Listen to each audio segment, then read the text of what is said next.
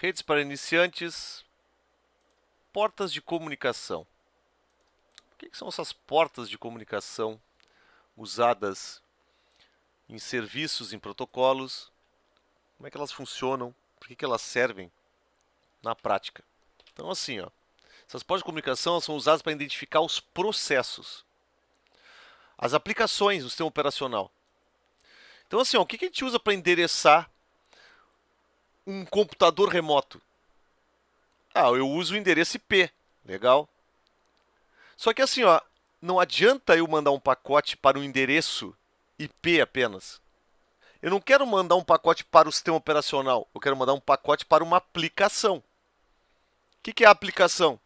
Um navegador, um cliente de jogo, um player de vídeo.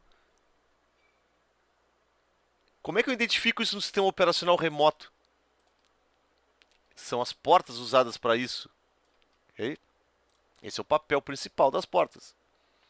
Então é a forma como o sistema operacional identifica o destino dos dados. Chegou um pacote com destino a um determinado IP. Beleza. Mas para quem eu tenho que entregar esses dados no sistema operacional? Para o processo, a aplicação que está rodando, que está na porta 3244. Beleza. Então, faz sentido. Basicamente, os protocolos TCP e UDP utilizam números, que são as portas, no cabeçalho, para endereçar os processos locais e remotos envolvidos nas trocas de dados. Então, cada lado sabe a sua porta. É como se encaixasse um processo com o outro. É como se eu mandasse dados do navegador e recebesse dados do servidor de páginas. É como se eu encaixasse um com o outro. Esse é o termo usado em rede, inclusive de socket, certo? Então eu tenho uma porta de origem e uma porta de destino, porque eu envio dados e recebo também, né? Isso acontece na camada de transporte. Então essa troca aí acontece na camada de transporte, onde trata da parte de processos comunicando. Aqui tem um exemplo de uma transferência de arquivo usando a porta 50.000, que é o lado remoto, a porta local 51.568. Aqui tem outro caso usando a porta remota 23 e a porta remota 51576. E aqui usando o PUT, que é esse cara aqui. Aqui é o número do processo. E aqui usando o INSCP. Esse é o número do processo. Então eu tenho uma relação. O número do processo em execução com a porta usada na comunicação. Tem que ficar claro isso, que essa relação se dá independente de cada lado que se comunica. Certo? Essas portas, elas são definidas no sistema operacional local de cada lado. Estão atreladas a aplicações e execução. Beleza. Essa ferramenta que foi usada aqui, TCP View, ela está disponível, ela é gratuita. É da sysinternals, que é da Microsoft. Vocês podem encontrar facilmente aí na internet. Muito bem. Então esses números, essas portas aí, elas são baseadas em 16 bits.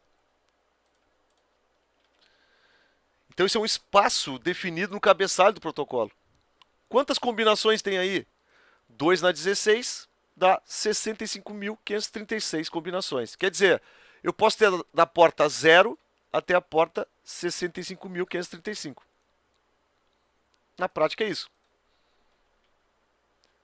Então, onde é que são definidos esses espaços aí? Nos cabeçalhos dos protocolos, tem aqui o espaço de 16 bits para a porta de origem, no caso de TCP aqui, né? E destino 16. O DP, mesma coisa, porta de origem 16. Esses são os cabeçalhos dos protocolos. E daí que saem esses números. Aqui tem um exemplo de uma captura, onde aparecem as portas de origem, porta de destino, nesse caso a porta 80, destino, porta de origem, e a troca de dados que está acontecendo. Então é assim que é feito a parte de comunicação com portas. Tem alguns grupos de portas que são categorizados, tem portas conhecidas que vão de 0 a 1023. Isso aqui originalmente no mundo Unix, Linux, eram portas que só o root poderia utilizar.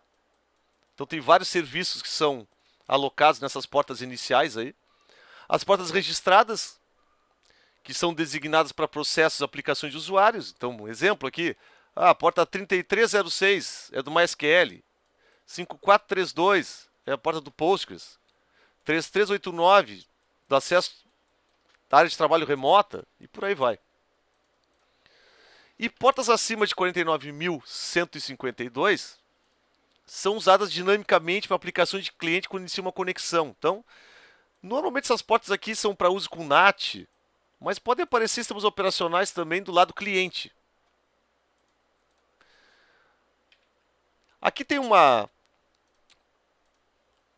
tabelinha bem interessante aí, está disponível nesse endereço aqui, categorizado por tipos de porta. Então, exemplo, a porta HTTP, protocolo 80, POP 3110, NTP, que é o Network Time Protocol 123, que mais? LDAP 389,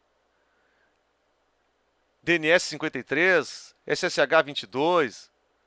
Mas aí depois tem aplicações diversas, né? Por exemplo, vamos pegar aqui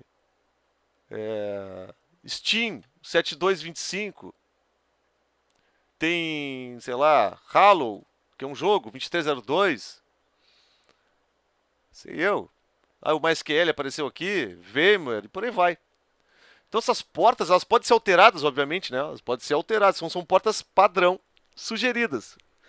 Mas nada impede de trocar a porta 80 do servidor, né, de páginas HTTP e botar a porta 860. Não tem problema nenhum. Isso aqui vai ser uma coisa configurada na aplicação. Então, pessoal, assim, básico de porta de comunicação tem que ficar o seguinte: o número da porta, o endereço da porta, está relacionado diretamente com o sistema operacional. Então, ao executar uma aplicação em rede, vai ser alocada uma porta no sistema operacional para esta aplicação receber os dados e enviar dados para os PCs remotos. Essa é a lógica da porta de comunicação.